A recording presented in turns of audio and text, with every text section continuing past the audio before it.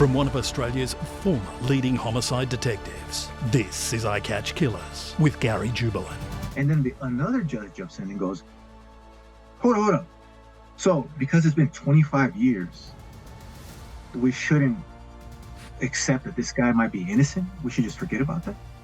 Is that what you're saying to me right now? I Catch Killers with Gary Jubelin. Welcome back to part 2 of my chat with Evaristo Salas, a man who was wrongly convicted of a murder and who has spent 26 years of his life in prison before being exonerated. In part 1, we discussed his early life and how he found himself convicted of a murder at the age of 16 and sentenced to 32 years in prison. Evaristo, welcome back to I Catch Killers. That's good to be back. We left you in part 1. You were talking about the emotion of seeing your father after you'd been convicted, just bringing people back into the story. The courts decided as a 16-year-old you were going, well, you're actually 15 at the time, but to try you as an adult and send you to an adult prison. You get sentenced to 32 years and 9 months. How do you cope with the process? That's, you said at the start of the podcast, for a young fella, you didn't fully comprehend the reality of what the life in front of you played out to be. Can you tell us when you went into prison and you realised this is in fact your life and how you survived? That day right there was like a month after I was convicted that they actually sentenced me to 32 years, 9 months. And that in itself kind of showed me what was awaiting me in prison, at least the mentality that would be awaiting me. I remember going that morning to be sentenced, and, as I walked in the courtroom, I looked to my father again for that familiar ritual that we did, and, to kind of give me strength. I looked at him and he had this kind of, his eyes were kind of glossed over. He had like 1,000-yard stare in his eyes. And it's almost like he didn't see me. And I remember at that moment that, he had this kind of look in his face too that was, he wasn't crying, but the look in his face, kind of showed the pain that was underneath. And I remember he kind of caught himself and like he came out of it. And he went to kind of smile and kind of give me that strength again. But at that moment, that just seeing that reaction and that fear in his eyes that I hadn't seen, that was kind of the first time, even after I was, convicted, that I felt fear in the entire process. Because what that look showed me, because he had a look in his eye like as if he was about to see his child be devoured by lions. It was that kind of look. Mm. And I remember thinking to me that at that moment it became real to me that whatever I face from this moment on, for the first time in my life, I would have to face it alone. That my father, no matter how much he loved me, no matter how much he wished to protect me, wouldn't be able to protect me from whatever was coming. And that was one of the worst feelings in the world, because that's when I really felt alone, truly alone. I knew that he couldn't protect me anymore. And when I went to be sentenced, they have these impact statements where the family comes up and they, give their testimony how this murder had impacted them, or, to something to that effect. And the family got up there, his brother got up there and said what any brother would say to the person they, thought or assumed, killed their brother. And he laid into me, he said some really horrible things. And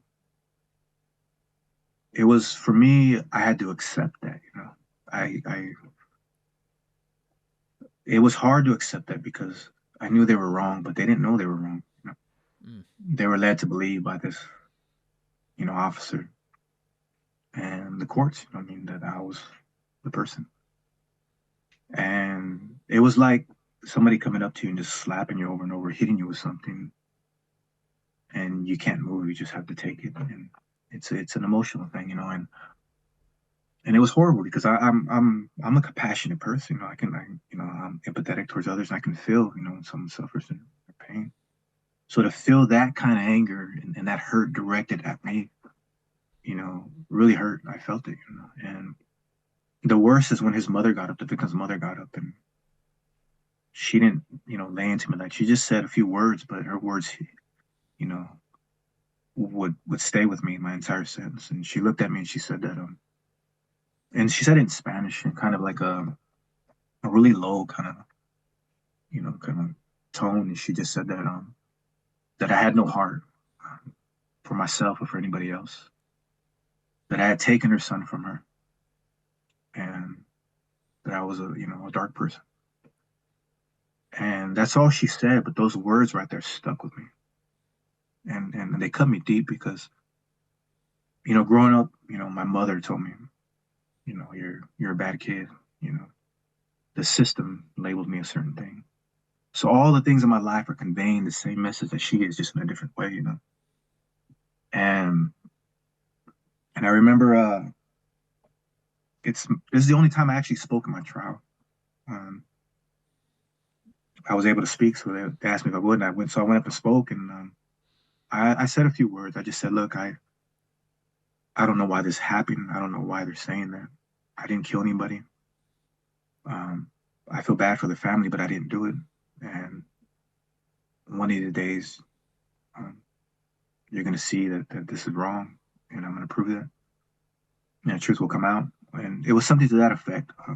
Verbatim, I don't remember the exact words, but and he looks at me. The judge looks at me, and he says, "I'm going to sentence you to as much time as I can possibly sentence you to." He said, "In fact, I'm sentencing you to a life sentence, because when you get out of prison after serving this 30 plus years, and if you don't so much as pay your fine, I'm going to send you back to prison." And the way he said it, though, like I said, everything had like this emotional charge behind it, a personal thing. And like I said, I don't know if they do this as a way to convey the message to the victims. I don't know if this is just the natural way of them when they sentence people in trial. I don't know. I don't know this kind of stuff, but it felt really personal in the way he looked at me and said that. And he sentenced me to 393 months. And I think it was a month later, I was on that chain bus to Shelton, which is an adult prison. And I remember going down when they called me to go to the chain. They don't tell you, they don't tell your family, nothing. They just come get you because security thing or something. I remember going downstairs and they're lining us all up. You got to strip naked, all this kind of stuff, and they're putting chains on us. They're shackling us together, like you see in the movies, everything. And the guard comes up to me. I remember he looks at me and he says, well, he's asking everybody their DLC numbers or if they ever, been in jail. And I didn't know what that meant. I don't know anything about prison or anything. And he looks at me and he says, I know you don't have a DLC number, but you're going to have one for a really long, long time. And then he laughs. And it was a sadistic laugh. And I didn't understand what that meant at that moment. It came later. But that was kind of a microcosm of what I was going to face in prison. The indifference, the sadisticness, the ugliness, almost this kind of mentality where they don't care. Nobody cares about anything. And I remember, being on that chain bus and looking at Yakima for the last time and wishing that I could tell my dad, that they were taking me or something, or wishing that my dad could protect me for whatever was coming. It was like an 8-hour chain bus ride. I get to Shelton, which is a receiving center, an adult receiving center. It's Washington Correction Center. I get there, and the first thing they do is they line you up. They put you in these dog kettles. It looks like dog kettles, and you strip naked, butt naked. Mind you, I'm barely turned 16. I'm not comfortable being. I don't know if anybody is, but I got stripped naked. And then there's at least 20 to 30 guards lined up on one end, and you have to get up naked, walk all the way across it, and then they hand you your clothes, and then you put it's not even clothes, it's like like coveralls. Put your coveralls on, So I do this little thing, put my coveralls on, and then they start to evaluate you. They bring in one by one, who are you, and this and that. And so they look at me. Typically, everybody goes straight from there to go shave, but I can't shave. I don't have anything. I don't have, I don't have no hair. Nothing. Yeah. They look at me and they laugh at me. I said, "Oh, we got another one over here that can't shave," and they just laugh. Like, all of them start to laugh. I'm naked, mind you, I'm naked, and I don't know where to go. Go over there, So they told me to go to the cage, and then they give me my things and they put it on. Nothing fits, of course. Shoe size or nothing. They bring me up to this little window, and they're as soon as I walk up, it's this lady. She has her head down, but she's gonna ask me some medical questions, and I guess that's the process. So I get up there, and she puts her head up, and she looks at me, and her eyes is freaking. She's shocked, and she's like, "Oh my God, how old are you?" And I said, "Oh, I just turned 16." And she just goes, "Oh, that's wrong. That's so wrong." And then she proceeds to ask me all these questions, and then they send me on my way along with all the other adults. I go into the R3, which is a receiving center. Go straight into the to a cell. The cell they put me in was with two 18-year-olds, which was good. I knew one of them actually. He was from Yakima County. That relieved some of my anxiety. But they're two-man cells, and they throw me in there, and I have to sleep on the floor, and they're small. They're not meant for even two. So they gave me a mattress. I lay on the floor, and that's where I first get housed at. And I don't know anything about anything. I go to chow hall, and when I'm in the chow hall, I'm walking in, and everybody can tell I'm just a freaking child, And so I'm walking into the chow. As soon as I step into the chow hall, there's like everybody's talking, and everybody just stops talking and kind of just looks at me. And I kind of like, and that's the worst feeling in the world for someone who's kind of an introvert like me, And it's like, oh God, and I don't know where to sit, and then everybody just kind of just like stares at me. And they all have this look in their eyes, like, what the hell's this kid doing in here? It's like they looked like they thought it was a joke or something, and they kind of just slowly, and then they kind of figured, oh, and they kind of realized what was going on. And then they went back to talking. And I remember somebody waving me down like this. I didn't know the person; it was a Mexican dude, and I kind of tried to ignore him. And he kept telling me, "Come here." So I went over there and sat down. And he goes, "You Mexican?" I said, "Yeah." He goes, where you from? So I tell him I'm from Sunnyside. He goes, all right. He goes, well, he said, go to yard tomorrow and bring your paperwork. And he said, but you have to be there. Make sure that you bring your paperwork. And what he's referring to is your court paperwork, your judgment and sentence, the stuff that shows what you're in prison for. He goes, be there, all right? And he said it in this kind of tone where like, you better go to yard, with your paperwork. So I said, well, where's the yard at? He said, they'll let you know tomorrow. Everybody will go. And I said, all right. And then he just leaves. And so I'm thinking the whole night, like, what, I don't know what the hell this is about, So I go out, take my paperwork, and I go out to the yard. He takes my paperwork, and then he just leaves. And doesn't say anything to me. And so I'm just left walking the yard and not knowing where to go or where to walk or what the hell's going to happen. And the yard ends, I go back in. We have yard the next day, and he sees me out there. He brings back my paperwork, and he said, all right, you're good. What he was doing it's called paper checking. He was making sure that I wasn't a sex offender, that I didn't tell anybody, that I didn't kill any women, or I didn't kill any children. Basically making sure that I was in there for something that didn't have to do with those things.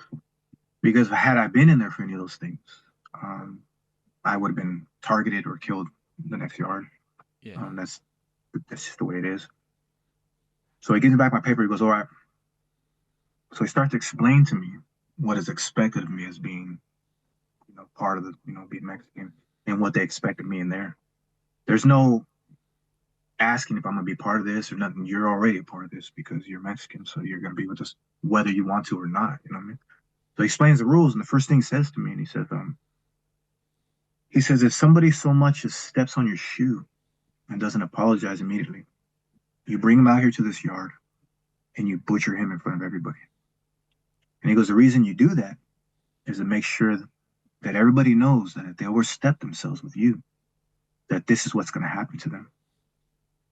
And if you don't do that, then we'll do that to you. And he goes, the reason why is because if they think that you're weak, they're going to think that we're weak. And then they're going to test us. And we can't have that. And that was the beginning of the indoctrination of what prison was going to be like for me. There was no decision of where I want to go or what's mine. It's not a democracy in the place. This is what you're going to do, or this is what's going to happen to you if you don't. And it was just that nonstop indoctrination of how you're supposed to carry yourself. And the respect became the line. And that line was any little thing, petty things that were deemed disrespectful would be met with force and brute force. And that was the beginning of what prison was going to be like. And, the horrors of all the stuff, the riots, all that stuff, took place and everything. And because I was in for first-degree murder means that I get a ticket to go to level 4 prison because it's a murder case. Level 4 is the second highest custody you can be in, meaning that everybody has committed a murder or anything that they've ever done, that's where they go. Gang member, whatever, you're going there. And those are the worst of the worst in the state of Washington. And there was 2 of them back then. It was Washington State Penitentiary and Qualm Bay Correctional Center. Qualm Bay had a nickname as Gladiator School. And that was my first mother prison. That's what they sent it to me to. And because I came in as a juvenile, the first 6 months in the receiving center, they housed me with the adults, all of us as the adults. And then they passed the law saying that they couldn't house juveniles with adults if they're under the age of 18 regardless. So they separated us and kind of had within the prison our own area and all that stuff. And that lasted for maybe a year. And then I turned 18. And then I was dumped straight into the close custody in Qualm Bay Correction Center. And that right there was that prison was known for like stabbings and all that kind of stuff. And you turn 18 and there you go. And I went right into it and didn't kind of know. I knew the basics, but I didn't know really what a close custody was like. That's a whole nother level of violence. I was in a receiving center. That's pretty small in comparison to a level 4 prison. And that's when everything became about race and then gangs and even more so than it was in the receiving center. And the brutality of that place, the wars, the battles, and the fact that I was already affiliated with one gang when I was out here meant that I was affiliated with that gang within the prison system too. Yeah. And that gang was at war with another gang. And so everywhere I went, I was targeted by that gang, regardless if I was still part of it or not. And it became, just the level of brutality that you see or what society descends into when all the political correctness or all the morals seem to be gone and what they morph into. And that's what a level 4 prison was like for me. It was brutal. There was no pity. There was no second chances. There was just the way things are, and you fall in line or else. And to live under that kind of oppressive environment, to see the horrors of what's going on in that place, people getting stabbed and beaten to the end of their life, and realizing that that's where I had to live my life and that's where I had to be, was hard in itself. But in comparison to the mental struggle of what was going on, it was small. Because the mental battle that was going on in my head was far worse. Here I was, not only a kid, but in prison for something I didn't do. For everybody in trial, the day I was convicted, probably that's where it ended. That's where, the tragedy ended right there for the family and all that kind of stuff. But for me, every day it replayed itself because it's like, for example, if something happens bad in your life, it happens usually in one moment. You recover or whatever, you get past it, and that moment kind of goes far back. But for me, the tragedy of my life was a wrongful conviction. That means every second, every minute that I was in prison, it was like being convicted over and over and over again. I understand what you're saying there because carrying that, thinking, how the hell have I found myself here? I didn't do the crime, and look what I've got to do to survive. Did you, to survive, and I get a sense of what you're talking about in the prison, but you'd have to adopt that. You couldn't have been you had to get out there and fight for your whatever, your respect. Did you like the person that turned you into? Because you would have had to become a person that survives in that environment. Well, that was a struggle. The struggle was, my fight was maintaining my humanity in an environment that pressed me not to have it, an environment that demanded me not to have it. And I remember, in the nights or in the cells or when I was in isolation, and I would struggle. How do I survive this place without being killed, without killing somebody, and with maintaining my morals as a person, as a dignified person, as a person that's not brutal like that, that cannot be like that? How do I do that? Because if they see this as a weakness, then they'll target me. And that was the struggle. That was part of the mental struggle amongst all the other things, is not losing myself in that madness. And the only way I did that is I had to descend into the ugliness of what it was, and then look at myself and see and say, okay, I don't want to be that person. That's not me. How do I get out of this? And in the moments of those ugliness and seeing what prison was, it was a decision. It was like, okay, so if I'm not this person, then how do I survive in this environment that's literally forcing me to be that, or won't allow me to survive unless I'm that person? And some of it was luck. Some of it was prayer. A lot of it was my dad, reminding me of who I was as a person, reminding me that he was missed and that I was loved, and not to forget that. I remember he told me one time, I had got into this fight, and it was a brutal fight. They had put me in with this mentally ill person, and he was like 6'2", and I had just I was in isolation for 4.5 years, almost 5 years, and they sent me to a level 3, which is a lower custody, which is better, but they housed me in with this mentally ill person. And I remember this guy that lived with him, and I was in kind of a holding cell, and he tells me, he's like, hey, whatever you do, because I'm moving out of the cell, that means they're going to put you in that cell because that's the only cell open. Whatever you do, don't go in that cell. I said, what do you mean? He goes, man, I'm telling you, this guy, he's just not a good person, bro. And just do whatever you can do, don't go in there.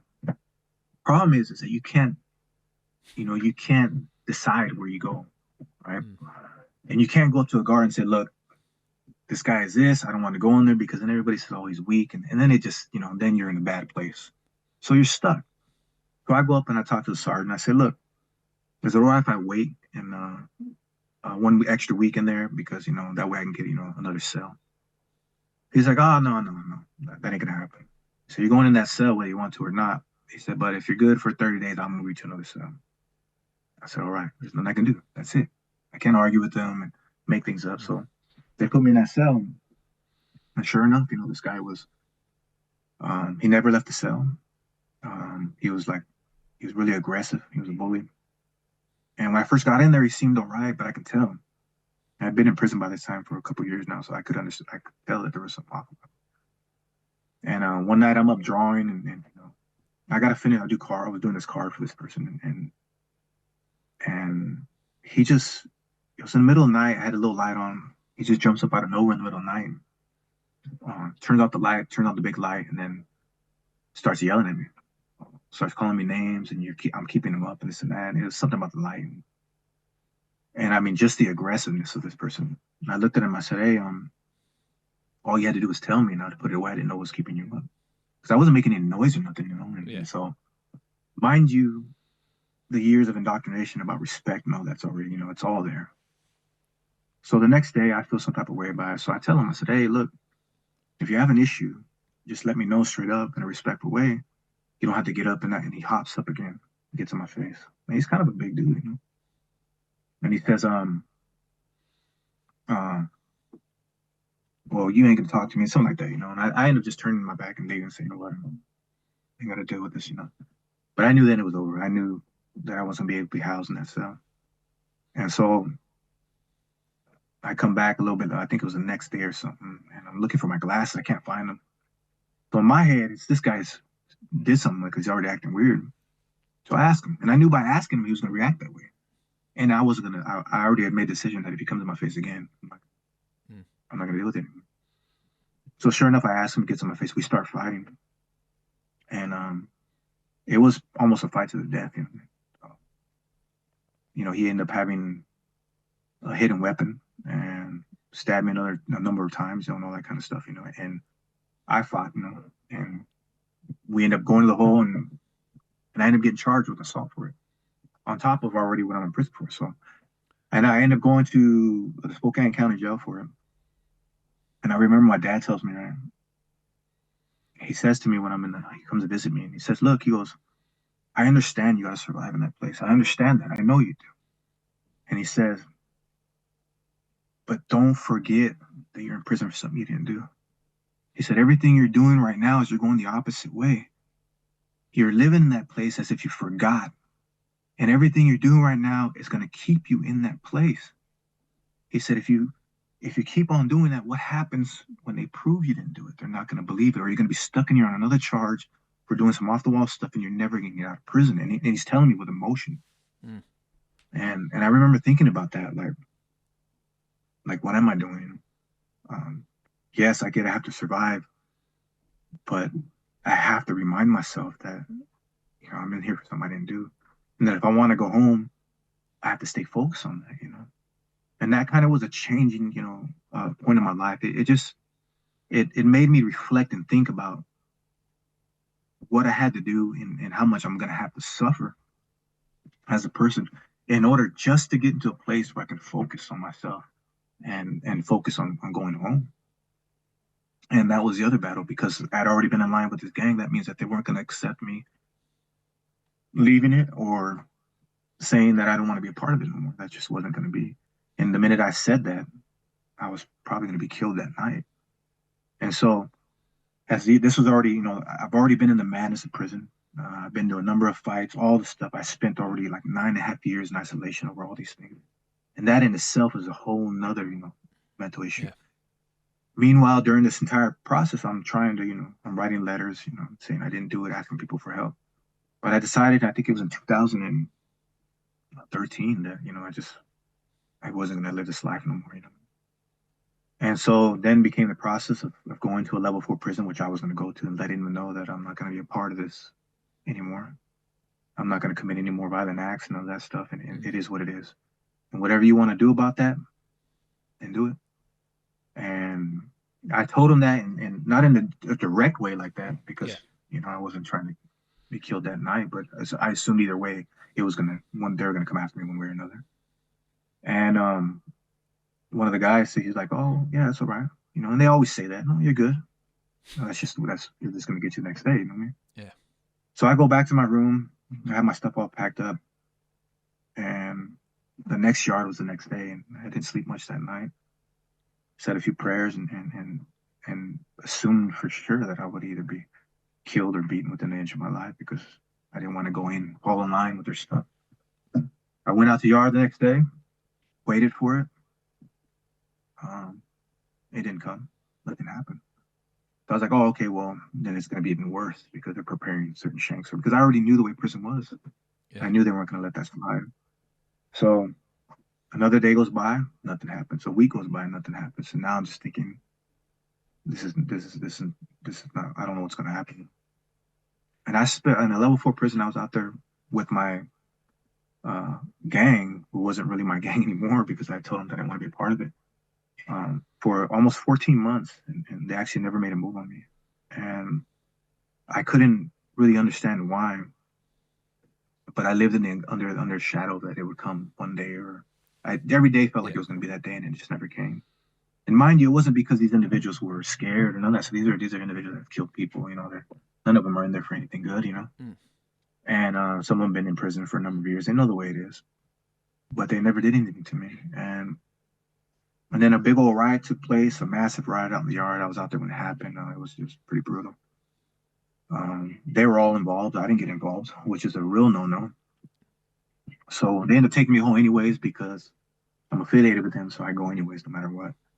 I get in there and they all know that now that I wasn't involved. And to them, that's something that they really cannot, I don't know if they assume that, if he's there, well, he'll get in anyways, I don't know what they assume, but, and they told me, they said, hey, why didn't you get down? Why didn't you fight with us? And I told him straight out, I said, look, I've given you 23 years of my life, and that's how long I was an active gang member. Yeah. I said, look, I'm not giving you anymore.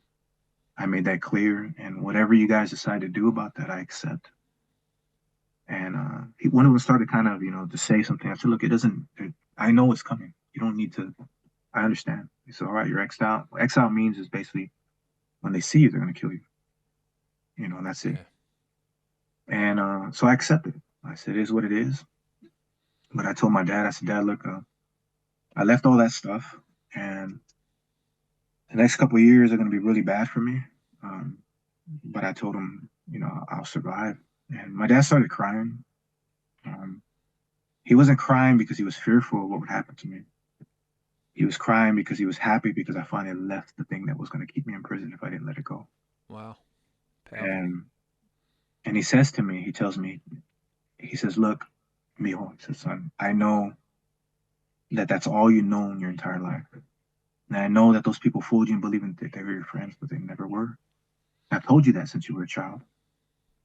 It's going to be hard for you. He says, we're going to have to suffer probably a lot, but understand this, he says, you're free from that now. Now you have a chance to live. And I'm proud of you. This is the first time my father's ever told me he was proud. I'm proud of you because, you saved your life for it today. You know what I mean? And it doesn't matter if they target you, nothing like that. I understand that. It's going to be scary, but I know you're strong, but you made the right decision. And that's what I needed to hear at that moment, because when that's all you've ever known, when they're your de facto family to a certain extent, and you think that they are your friends and that they will understand, but when they won't and they can't, because that's just not the way it is, there's a part of you that feels wounded. There's a part of you that feels as if you're abandoning something or you're betraying something. And that's just the mentality of the prison, all that stuff. That's what it plays in your mind. And you feel vulnerable to a certain extent. And once again, even though my dad couldn't protect me or couldn't save me, in that moment, he was once again reminding me of my strength and saving me in the best way that he could. And this was 2015 already. And then the prison system had already, administration had already, they know everything. They knew I wasn't a part of this gang stuff anymore. They knew I left it. And they said, hey, we understand that you left this stuff. Are you done with it? And I said, yeah. I said, okay, well, we're going to send you to a level 3 prison, which is a lower custody, which is almost a difference of night and day between the close custodies. And from that point on, they sent me to a level 3, and they sent me to one of the best in the state, and just a number of programs. And that's when I began to change mentally. And I had to get rid of this old facade and this mask that I had worn for nearly my entire life. And then I could really focus on my freedom, and trying to educate myself and starting to try to find a way to dig myself out of this hole that this wrongful conviction had placed me in. Because the wrongful conviction, the mental aspect of that is what pushed me back into this lifestyle again, because again, I felt there was nothing. I don't care about anything. It doesn't matter to me. And in the beginning, you mentioned how come you're not angry and that stuff? No, that was anger right there, and expressing itself through the violence of prison, through the gang stuff. That's what anger was. And it led to a point in my life where I had to make a decision of what to choose, And thankful that I had my dad there and a few other people that I made that choice when I did. And once I did that, I began to work on myself, and change became a part of my everyday life. And the violence of prison wasn't a part of that prison I was in. It was a different environment. And that's where I could flourish as a person. That's when I could reflect and understand, the choices I've made and how it is I'm going to be able to go home, in what way to do it. And, through my entire sense, I was writing letters, I was working on my case, that kind of stuff. But there was only so much focus I could put on that when I'm over here trying to survive and not be killed or try to make these decisions that are gonna keep me from, going off into the deep end where I wouldn't return. But I would say the last 10 years of my life, my 10 years in prison, well, I'll say about 8 years, 8, 9 years, was really an enlightening moment. Is when I came to understand my true purpose and my understanding Okay. of what I What need to do in life. what type What? of work did you do? What type of work did you do on yourself during that period where you stepped away from the violence? What type of programs and how did you develop as a person during that period? Well, the first aspect is I uh, I became close to God. I became a Christian, and that was the beginning of the transformation that gave me the strength to actually leave that stuff. Yeah. And so I worked on the spiritual aspect of who I was, how I need to live, prayer, study, that kind of stuff is really what gave me the strength, the inner strength. And what came after that was the physical transformation, meaning that I had to rid myself of all that prison was put on me. That means the mentality. That means that indoctrination of this is how you need to be, respect this, respect that. Those are the things I had to target individually. And the anxiety, the frustration and the hatred with being in prison for somebody to do, because that the hatred was the root of everything of what happened to me that was driving me into this, this lifestyle. And so what I did is you know I started focusing on, there's self-awareness classes called Redemption. I started trying to understand the trauma and where that came from. Um, I spent a lot of years in isolation. That also was an enlightening moment too, because in those moments I could reflect on my childhood trauma, dealing with my mother and that kind of stuff. And it's all tied in together. You don't see it when you're making all these choices, but the root of it all comes, intertwined with all that. And if I really wanted to free myself of that, free myself of the anger, free myself of the hatred, all that stuff, I had to start there. And it was a mental battle. It was a literal mental battle where I had to sit there and almost relive the moments, the traumatic moments of my life. And I did that in my own way. Um, I did that through some of these programs. I spoke about it. That's one of uh, the ways, the therapeutic ways of getting past it. But also, I spent a lot of time in the yards walking alone and going back to those moments of my life, the horrible moments with my mother, those kind of things, and reliving them until they had no more strength on. And some of it was tears, the pain, or why my mother did this, or why these things happened in my life. And the same thing with the wrongful conviction. I had to go back to that moment in trial. I had to feel that pain and understand it in order to move past it.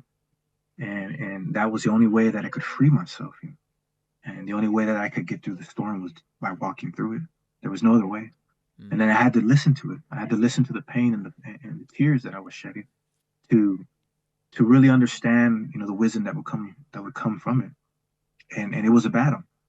It was I took Toastmasters International. It's a speaking class. I took a bunch of different self-awareness classes, probably about 15, 20 of them. I took everything there was. There was nothing for me to take more. But I did that with the genuineness of trying to change. I needed that kind of that understanding from other people that dealt with trauma.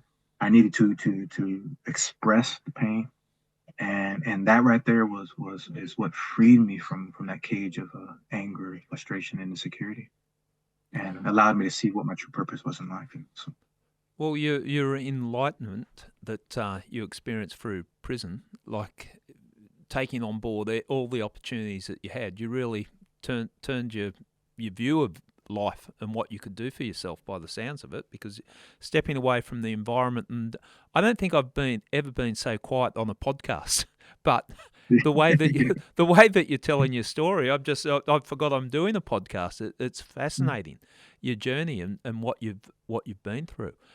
In regards to getting the matter back before the courts, what was the process there? How hard did you have to fight? And you said you were always writing letters. Did you get people that supported you to campaign on your behalf? well, that was a long process, and it actually started. Yeah, amongst all the other struggles, that's something that I always did. It took me a lot to kind of really really focus on it. But I remember I had when I was sitting in Qualm Bay when I think I was 20 years old, and I was beginning to understand that this wasn't going to change, that this was going to be, this is serious. That's when I began to comprehend, what I was facing. And that in itself was a a horrible moment to deal with.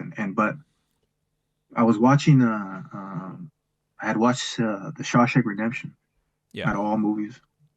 And there was a moment, and there's plenty of moments in that movie that were pretty inspiring for me. And it spoke to me because I was going to prison for something I didn't do. But he, Andy, he wanted to, um, basically he was bugging the legislator for money to build his library. And I remember when he wrote letters, and they finally responded to him after 6 years. And he said, well, I'll write 2 letters a day. And that right there, for some reason, what popped in the head is like, well, maybe I should just bug people. That's all I have is my voice. I mean, Yep. So I'm just going to bug everybody.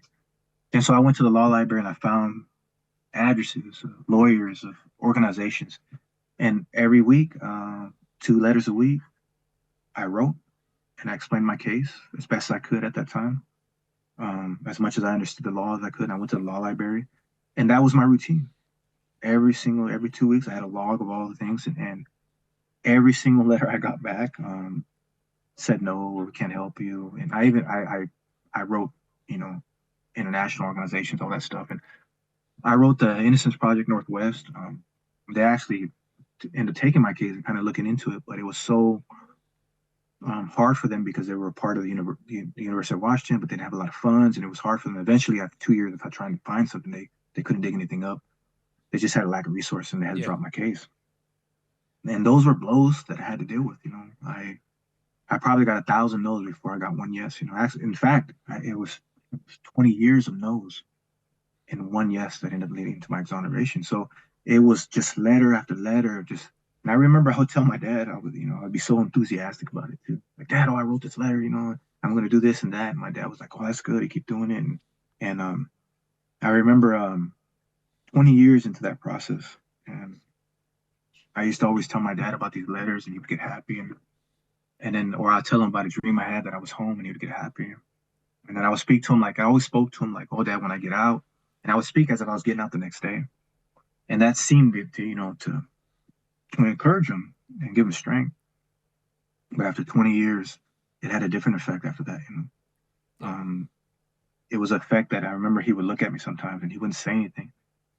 But the look he had in his face would tell me, oh, my son hasn't accepted it yet, that it's never going to change. He didn't say it, but my dad had already got to the point where he stopped believing. Everybody had. I didn't. I was like, it's going to happen. I know it's going to happen. I just kept writing letters. And in 2013, I watched a documentary called Paradise Lost, West Memphis 3.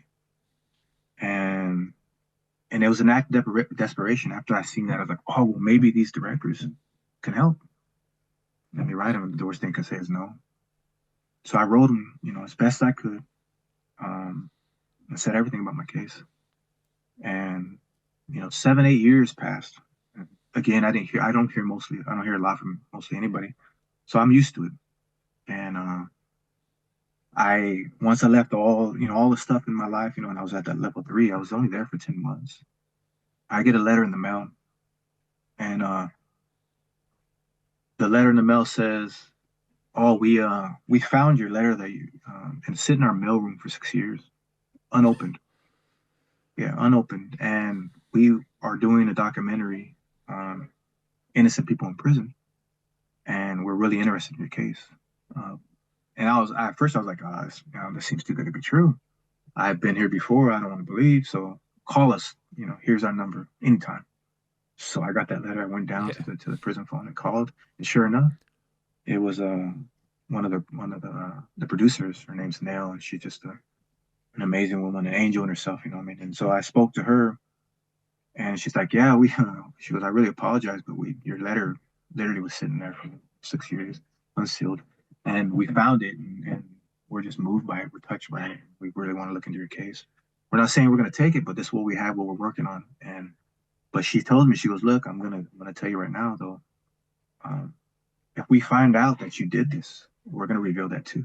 I said, by all means, look at it, you'll see. Yeah, and that was the beginning process of change. But it took 20 years to get to that point, and it had nothing to do with the court. See, that my case had already been decided. So 3 years after my case, I filed an appeal. All that, my lawyer filed a weak appeal. They threw that out right away. I didn't understand the courts. He didn't file the right paperwork, so my direct appeal was dead by 1999. I didn't learn all this until I went to the law library and figured it out, and then realized I'm sitting on something, on nothing. I have nothing unless I dig something up. And how am I going to do that from this place? So every time I read in the law books and understood the law, I just realized another thing that wouldn't help me. And so I turned to writing because I knew to try to fight it myself or even learn this process when there's probably like a 10% chance, if that I can get my stuff back in the courts without help. It's just, I just had to put my time somewhere else. Yeah. And so Makes sense. I put my time in writing letters, and it took, like I said, that was a 20-year process, and it was all no's and happy S's and maybe this, maybe that. But it took all the way to 2016 or 17 for them, one of those years to write back, and then the process of that began to change. And once they decided that my case was one of the ones that they were going to take, they didn't actually tell me. They just ended up in Sunnyside with the film crew and then told me, "Oh, we're taking the case," which was, nerve-wracking. But at the same time, I was like, okay. And they discovered their investigation they discovered the truth right away within about a month. If that informant came forward. And there's some blatant things, and if we just break down some of the key witnesses, the deceased girlfriend picked out your photo after undergoing hypnosis, as I understand it. That's over here in this country, and as I understand it in the US, that evidence is not to be relied upon and can't be presented as evidence. You take the statement, then if you hypnotise someone, it's information, but it can't be used as evidence. So I look at that, and then the vehicle was removed by the deceased girlfriend before it had been processed by police. The police informant claimed in the documentary, this is a documentary you're talking about, that he had lied when he identified you from photographs that Detective Rivard had told him to lie. This is pretty heavy stuff. In relation to the comments about Detective Rivard, he strongly denied all those allegations in the documentary. So when this was discovered and when you realised the significance of this, how did it make you feel? Did it give you hope? Did you think, okay, now we're getting somewhere? Well, it had two feelings. You had to remember, up until that point, I didn't know that Rivard had set me up. I didn't know that he had created this whole thing. I assumed wrongly that it just happened. No one was to blame. And for some reason, that was easier for me to accept. But when they told me, well, this informant came forward and this is what he said happened, that he was paid to say this and lie, it was a blow to me. Because just think of it. When something happens to us and it's an accident, it's like, oh, well, it just happens. But when you realize that it was intentional and that somebody deliberately did this to you, then the question comes, why? Why would he do that to me, or why? And then the anger and the frustration, came boiling back, and I had to fight that back down. I had to release that too. So now there's someone to blame. For 20 some years, there wasn't. It was just circumstance, it happens, an act of God, whatever you want to call it. I don't know, Now I had a face to what caused it all. And that was another journey of forgiveness right there in its own. And so when I heard that, there was that, and then there was relief. The relief came like, I already knew he was lying, but I'm so glad that he's coming forward and saying what I know is already true. And I didn't have anger towards him. I just wanted him to say the truth. That's it. Yeah. And the fact that he did gave me hope. And I was like, okay, now we got it. Now it's going to end. But I didn't realize at the moment that was just the beginning, and the courts don't work that way, And at the same time that they were doing the documentary, my lawyer, Laura Shaver, heard about my case and decided to take my case. And up until that point, I had nobody. It was just me. And so that was another whole thing that happened. She told me straight out, she was like, look, I'm just starting my firm. I don't have a lot of money, but I will not abandon you. I will do everything I can in my power to prove your innocence. I believe you're innocent. And even if I run out of money, then we can fundraise together. Whatever I got to do, we're going to do. But I won't abandon you. And to hear that finally somebody believes me, that was a comforting feeling. And now she had to put all this stuff that was in the documentary into a legal, format, meaning that she had to go interview these. You can't rely on you can't just say, okay, here it is. This was, she has to go talk to them. She has to verify it. She got to do all this kind of stuff. Then when she gathers all that stuff, puts it all together, she has to put it in the paperwork, filed it, and then that process starts. And that process is a years process in the courts. So, and I remember joking about this. We file it, we get it all done, 2 years, we file it, it's ready to go.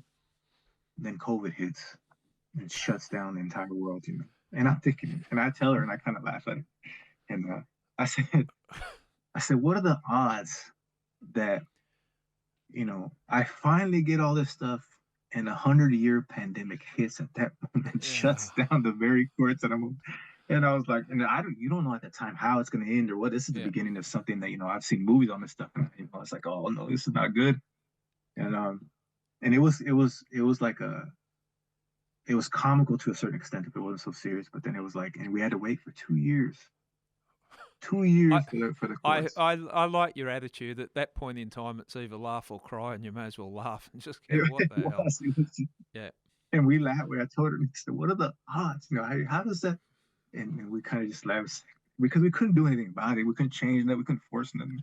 And she's like, I cannot believe it. I said, and I was just like, man, what is going on? It's like, and I was like, well, okay. And, so we have to wait. And then we get it into the courts. We got all this stuff compiled. We got the informant gave us a statement, said everything was true, got it all in legal format.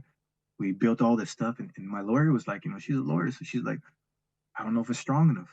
I don't know if it's strong. And it's hard because the courts is based on guilt. There's no, the way the court system works, it's not you're innocent and all that stuff. Once you're convicted, it's even worse. So in the Court of Appeals, once you're found guilty, you can't even argue innocence in the Court of Appeals. You argue my rights were violated, my due process rights were violated because this happened in trial and decided to get a fair trial.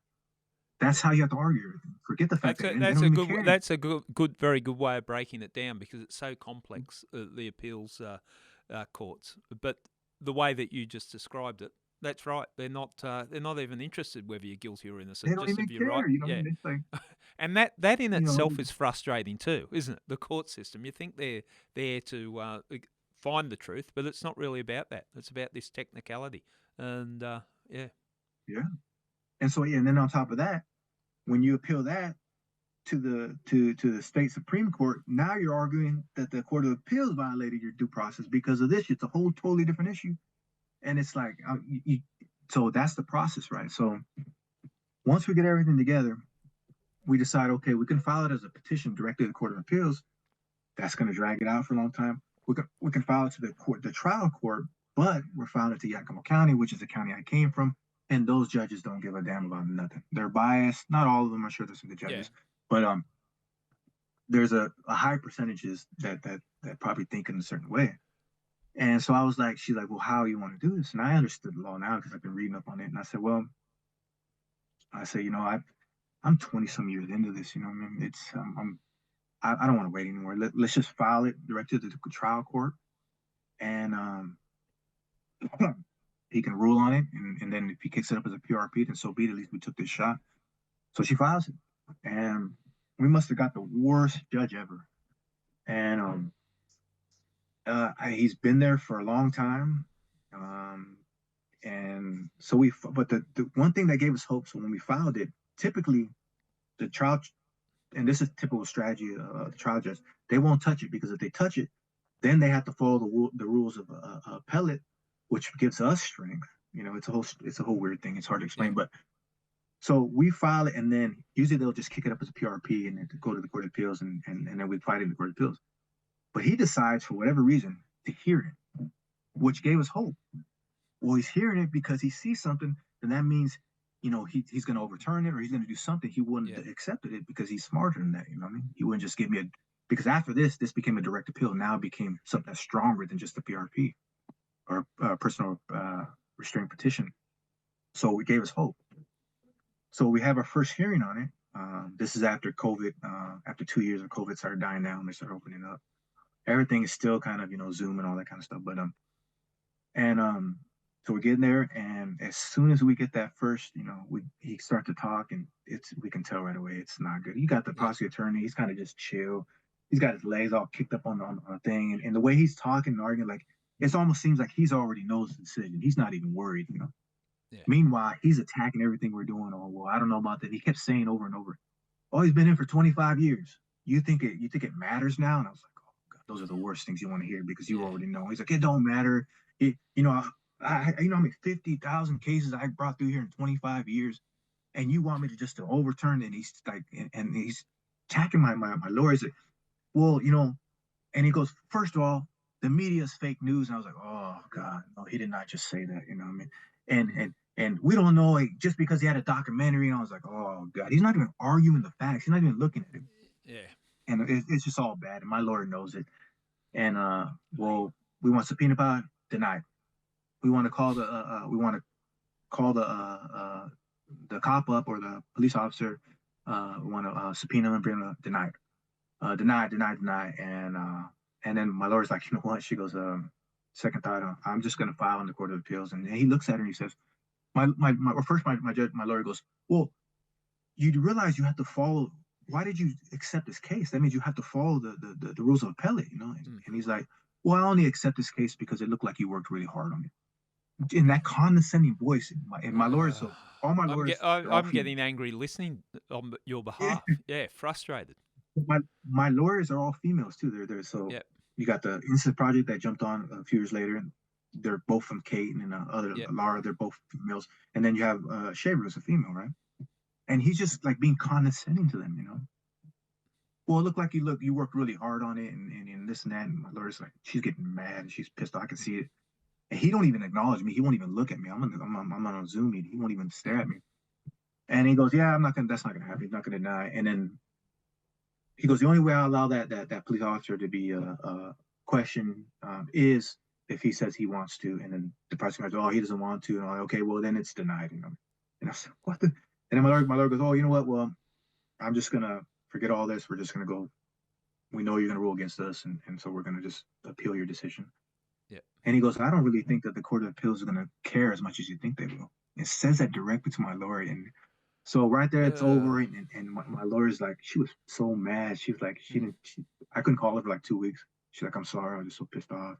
So that means now it's going to take another year, right? So we filed an appeal on his decision to the Court of Appeals. So our finger crossed on the Court of Appeals. We're going to have an oral arguments, and we're more hopeful in the Court of Appeals because they're out of Yakima County. And they're pulled from different parts of the state. Yeah. And so they're more reliable to look at something and not have a political, agenda and that kind of stuff, So, and my lawyer's like, "Well, we're going to see how it goes." And so we have our oral arguments. And I think what was one of the good signs of the oral argument is that they were having it at actually they're having the actual court at a school auditorium, and there's students that are watching how the legal process goes and everything. For whatever reason, that gave me hope. I was like, okay, now they're gonna have to be exact, because they're trying to show an example to the kids.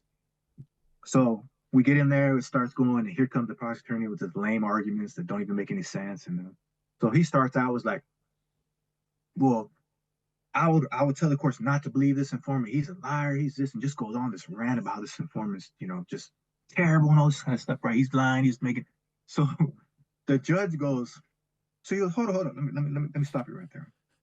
So, are you telling me?" Or he goes, "Don't you think it's a little ironic that one of your star informants that you argue so much in the courts that we accept his testimony. Now you're telling us that he's a liar? And he goes, well, no, I don't think it's ironic. He's no, it's kind of ironic. He goes, are you telling me that?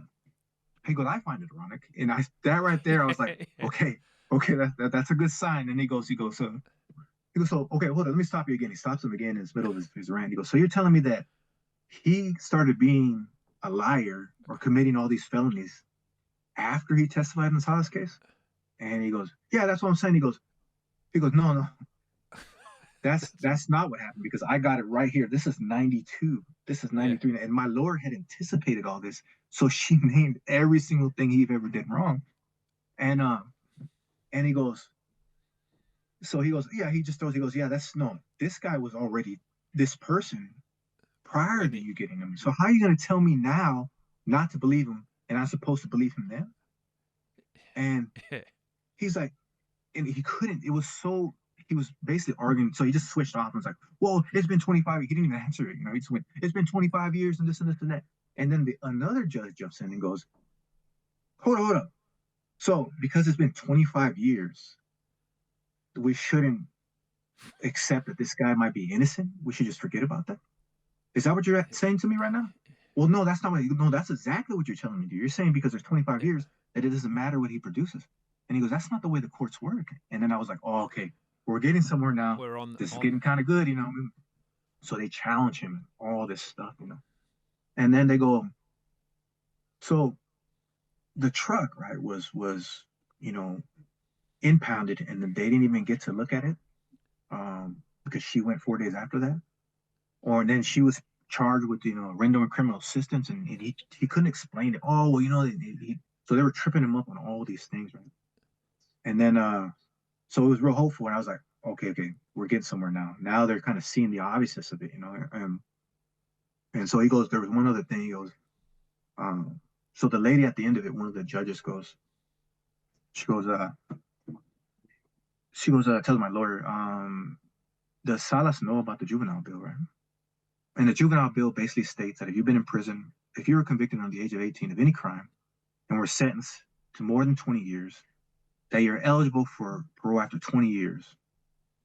And basically, it doesn't matter. They have to release you. Yeah. And you can also file on it because laws have changed on that stuff. And she goes, does Salas know about this? And my lawyer goes, yeah. And they kept bringing that up. And the reason why my lawyer says, well, I didn't file on that is because it's all about culpability. And when you even if you go to if I go to the parole hearing, they expect you to sit there and say, I'm sorry for this, I'm sorry for that. I couldn't do that because I didn't commit the crime.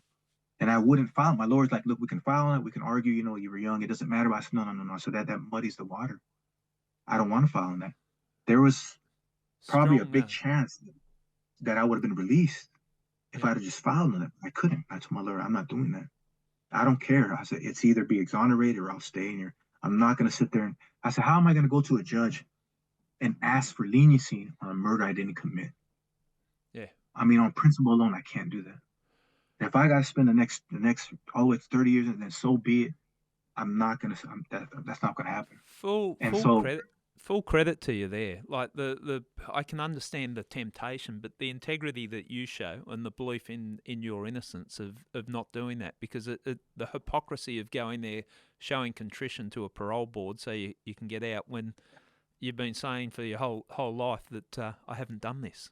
So it's gutsy. I'm just saying gutsy, but I understand where you're coming from and the type of person you are to go down that path. Yeah, it was a hard and easy decision at the same time. Mm. It was hard in a sense because, I don't know what's going to happen. I could lose my father. I can lose, this and that. I don't know what's going to happen.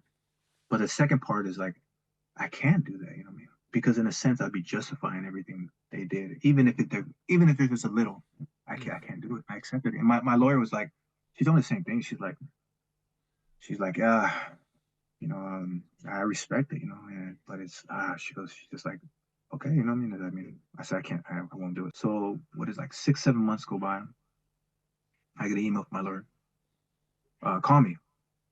And I just felt something good about that. And I called her and she's like, They overturned it. They overturned this thing. They gave us everything we had. Not only did they overturn it, but they scolded this judge. Finally, this is a victory from nothing but 20 plus years of losses. This is a victory. So we go back with this new power and everything, and we're stoked, and we set the hearing. Now they got a deadline to do it by September. They can't go past it, nothing. They can't drag it out. They have to do it. So we have our first hearing. They grant us everything we had. Now the cop had to come, no matter what. And then Ophelia gets up there, and every line was, I don't remember. So the informant gets up there and just lays it out. He doesn't try to be extravagant about it. Look, all this is a lie. I lied about it because he told me to lie. He paid me to do it. He gave me money to go look for him. I found him. He didn't say anything. I told him that, and he didn't care. He said, "I'm going to get this guy," and he didn't pay me direct. He paid me to hide it under different payments. After it, I told him I wouldn't do it, and he ended up putting me in jail for it and making up some other stuff. He paid me with drugs. This has been on my conscience. I sent a kid to prison for something he didn't do. The judge, she goes, "Look, in recess." So my lawyer, she goes, "They're going to talk to me tomorrow, so call me 10 minutes before court." I said, "All right." Didn't have no sleep at all. I talked to my dad. My dad was crying on the phone. He's like, "I want to believe, but I don't know, And it's like, "Don't worry about it. Whatever happens, happens. There's hope now." Yeah. In my mind, I'm thinking, okay, if we get this, the rule in favor will get a grant us new trial because that's the process. So I called my lawyer 10 minutes before court. I could hear it in her voice. She says, "It's over." I said, "What do you mean it's over?" She said, "They're going to vacate your conviction, dismiss the charges against you with prejudice, and order your immediate release." I said, "Whoa, what?" So he says it again, right? And she goes, "It's over. I'll see you in 10 minutes. I was like, "Oh, it's all right." And so I get up and I'm going to court. I'm in my cell at that time when I called. And I head to court. And so along the way, mind you, almost all the guards have seen the documentary. And most of them are really sympathetic. Almost all of them are. They're always asking, "When you're getting out? I can't believe this. It's been 5 years since, it came out, whatever." And I'm telling them, I said, "Look, I think I just got exonerated." Like, "What are you talking about?" And I'm serious. And they were just high-fiving me like, "Oh, yeah, okay." So I'm going up there telling everybody. I head over to the court. It's in the main prison. So I go in there and go into the little Zoom meeting. And one of the staff that work there, she's a legal secretary, and she comes in. She goes, "Hey, I just watched your documentary last night." She goes, "Oh my God, that's horrible." And I said, "I just got exonerated." She goes, "What do you mean you just got exonerated?" I said, "Well, I'm going to go to court right now." I said, "Really?" So I go in there. I get in there, and first all they said is, he goes, "So you gotta," she goes, "So you want to enter an order, right?" He goes, "Yeah, I just want to order to vacate the conviction, dismiss the charges against Mr. Salas, and order his immediate release." And then the judge looks at my lawyer and he goes, "You got anything against that?" And she's like, "No." And then she looks at me and she goes, "Well, Mr. Salas, it's lots changed out there, but I think you'll do real good." And so she entered the order and ordered my immediate release. And she looks at it and she goes, "I want him released now." And so I get up and my family cheering in the background. I don't have time to talk to my lawyer. We think it's going to take a couple of weeks. We don't know how the paper's going to work, so we're preparing. So I get up and I head out, and I'm just the happiest person ever, Right? And I'm telling everybody, "Hey, I just got exonerated. I'm going home. I don't know when, but I'm going home." And so I know all the staff. They're really good because I work with them with a bunch of programs I did in prison, all that kind of stuff. And so they were all super happy and excited. And there was these two that I worked with a bunch of programs. I emailed them in this little thing that they have and the kiosk that they have. So if I just got exonerated, if you can come, come talk to me before I leave. I think it's going to be in a few days or something. But so I'm in my room and they come over the intercom and they say, "Well, no. Those two people that I have to work with come into my room, into my cell, because I'm in a level 2 now. So because I'm so close to being released, or I only have 4 years left." So they come in, they're like, they hear about it, right? And they're just so happy and everything. And they have watched the journey since I got there and everything.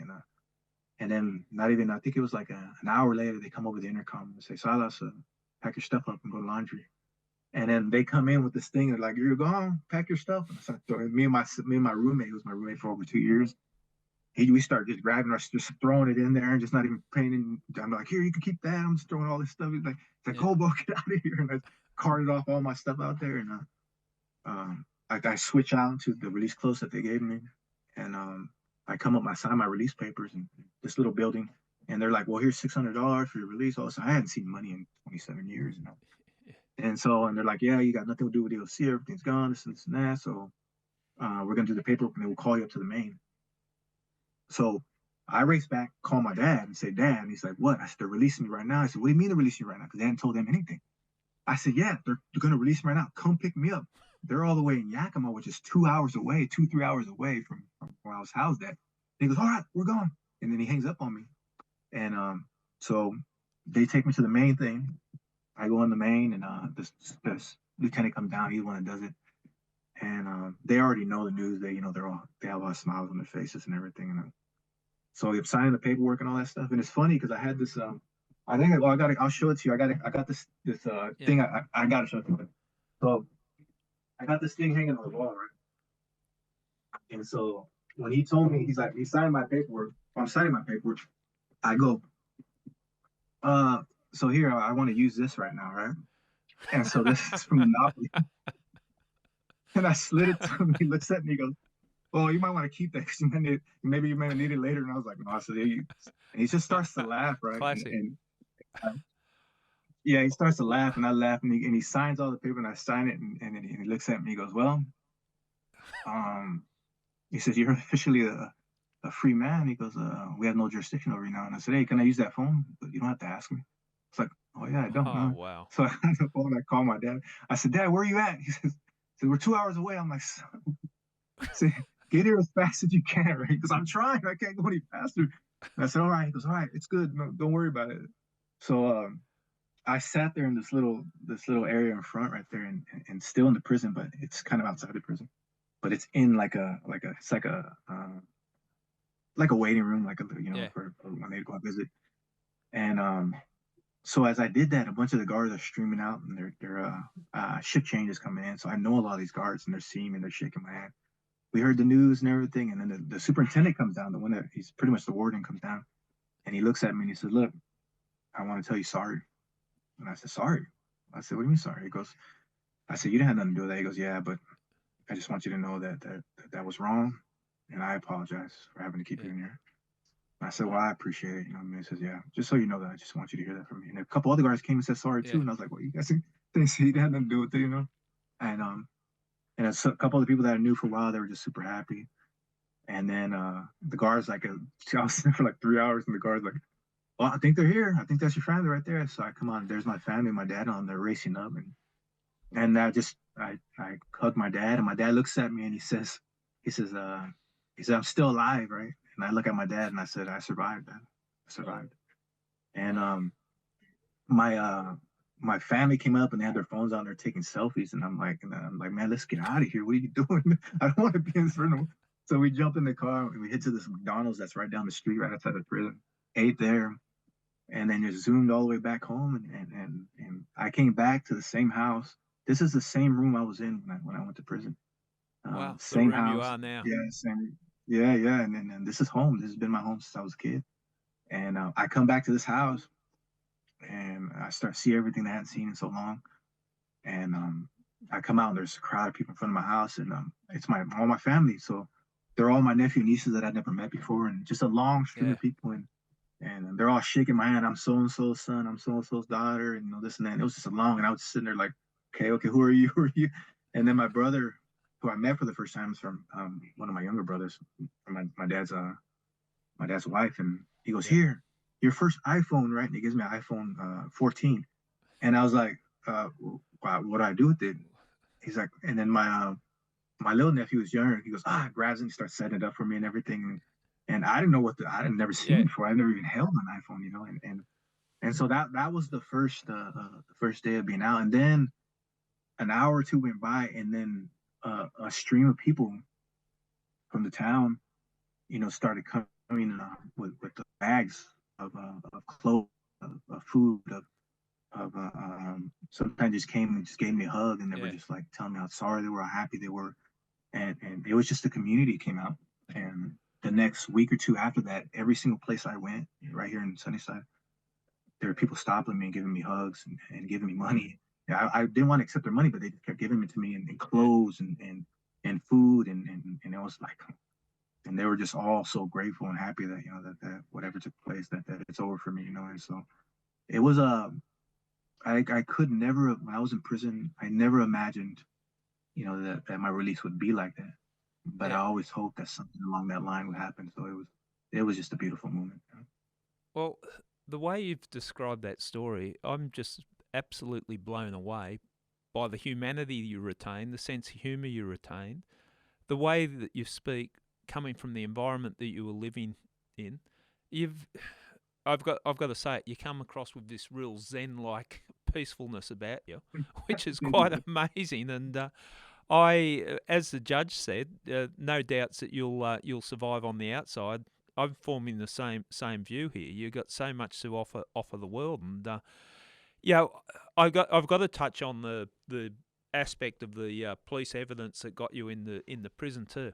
I just think power corrupts, and how some person can do that to another person. You've seen violent acts in prison, and the shit that's gone down there.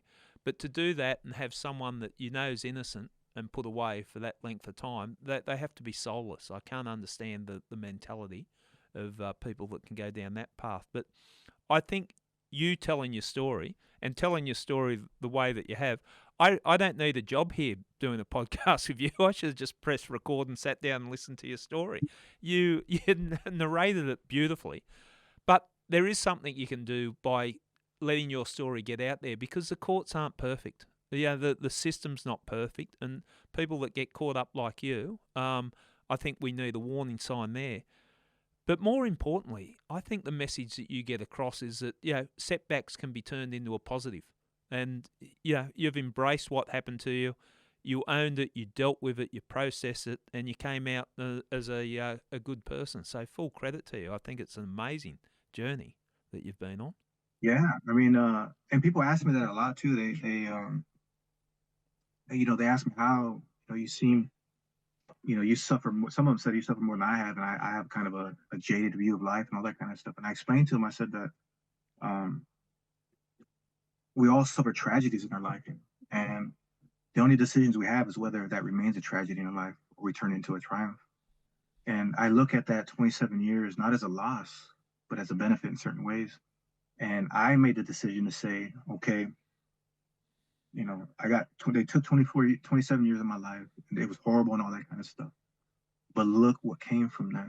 And look what I built from that. And 15, 20 years from now, I want to look back and say, yeah, it was rough, but look at the people I've helped. Look at uh, what I've done for my community, and that's going to erase whatever ugliness that ever was. So it will be a memory of joy rather than one of suffering. And like I said, in the process of that, of dealing with that, I found who I was as a person. I found my purpose, in my opinion, and I found my voice.